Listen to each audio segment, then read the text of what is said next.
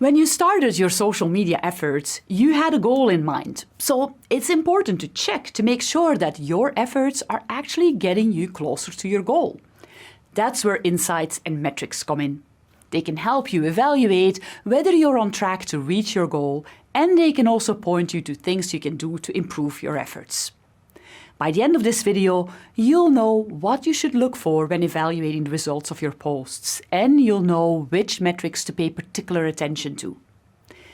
In order to measure how effective your social media efforts are, you're going to track what are called Key Performance Indicators, or KPIs. Tracking a KPI simply means that you're looking at a metric or set of metrics that will show you how you're progressing towards your goal. Basically, you're looking for indicators that really reflect whether you are successful.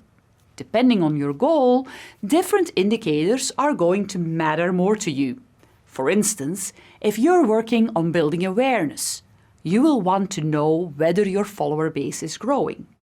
If you're working on engagement, you'll want to learn how many people are interacting with your posts. And if it is your goal to sell products, you'll look at the number of people that clicked on your post and bought something. The large social media platforms all come with their own metrics dashboard that gives you insights into how your follower base is growing and how your individual posts are performing. You'll find that when you go into these dashboards, there are a lot of metrics. Some will be immediately meaningful, and some not so much. And to be honest, some of them really matter, and some are more of a nice to have. Let me give you an approach you can use to structure your thinking around all things metrics and find the most important ones. Our marketing goals typically fall into 3 categories: generating awareness for your company or your product, engagement, or the number or type of interactions you have with your followers, conversion, or making people take the action you intended, like buying something, for instance. Depending on which category your goal falls into, your KPIs will differ. We can think of the metrics that we should evaluate as falling into this same categorization. The first category is awareness. In order to generate awareness for your brand, you want to get your message to reach as many people as possible. So the metrics to look for here are metrics that tell you something about how many people see your messages. The first metric you will want to check is the number of followers you have, or how many accounts clicked a like or follow button to directly receive your content in their social media feed. This gives you a good idea of the size of your audience. The more followers you have, the more people will get to see what you post. And of course, people who follow you are aware of you. Tracking the changes in your followers can give you insight into what strategies are gaining you new followers or losing them. Another important awareness metric is total reach, or how many people are viewing your content.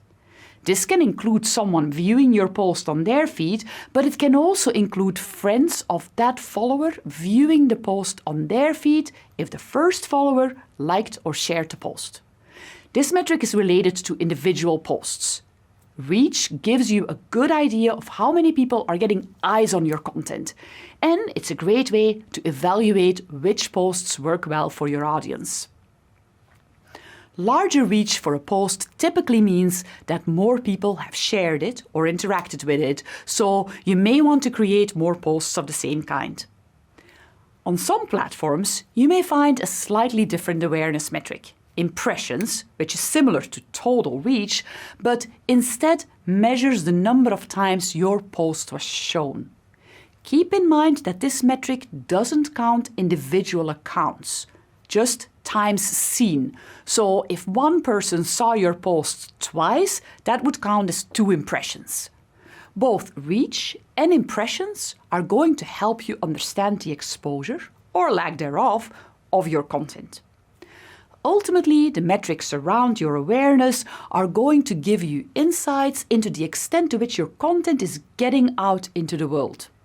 Having higher total reach numbers may mean that your content is valuable and helpful enough that it's being shared, for instance. And if you see the number of followers spike just after you posted a particular piece of content, or maybe even launched an advertising campaign, it shows you that that post or that campaign worked. Tracking reach metrics can present you with these kinds of insights into how amplified your content is getting and how broad your audience is. If you're not seeing the reach you desire, you now have the data to back new strategies for growth. The next category of metrics we're going to look at focuses on audience engagement, or actions the audience takes to interact with your content. Yes, this is where likes come in, as they do tell us something about audience engagement. They're probably one of the simplest metrics to track. A like is tapping a button to show you've read or appreciated a post. This simple action shows that your audience is doing something to respond to your content, so it's worth paying attention to. Of course, I'm talking about likes here, but on most platforms, likes have some nuances. You can love something, show surprise, sadness, and so on. Another important sign of engagement is sharing content, so that's our next metric, number of shares. A share means tapping a button to share a piece of content with your own audience. Along with likes and shares, tracking the number of comments is going to be helpful as well. It not only shows that a follower took time and effort to compose the comment, but can also give you some good insights into how your audience thinks about your brand. Posts with more comments means that your audience wanted to take the time to engage with you. Another signal of engagement is clicks. This means that a follower took the time to click on a link you provided in your post, whether to read an article you shared, to go to your website, to read a blog post, or to find out more about one of your products. This tracks who is showing increased interest in learning more about your business or products. Ultimately, the metrics around engagement are going to give you insights into how actively interested your followers are in what you have to say. Here are some of the insights you could get from studying these engagement metrics. If you find that you're getting a lot of likes and shares, but very few comments, then ask a few questions that get your audience engaged. If you find that you have high engagement but haven't been actively posting calls to action, go ahead. Your audience will probably want to find out more about you and your products. Do you have a large reach but low engagement? You probably aren't providing content that's resonating with your audience. High engagement but low reach? Maybe you're a niche brand with a dedicated but small audience. Or it may be time to focus on building your following a bit more. Tracking engagement metrics can give you new insights into how interested your audience is in what you're doing and the content you're posting. If you're not seeing the engagement you want, you can now make a plan for improving the quality of your content. Make sure to use these metrics to decide on what kind of content you should create. If you see posts that have high engagement, create more along those lines. You may have noticed that we've been looking at metrics that move along the marketing funnel. We started looking at awareness, which measures brand exposure, getting your message out, and getting the right audience to follow you. That would be at the top of the funnel. Then we looked at engagement, which is when your audience begins to respond to your content, finds it valuable, and takes action, whether it be liking a post, talking about you, or clicking through to your website to find out more. That would be the middle of the funnel. Now let's look at metrics that center around conversions.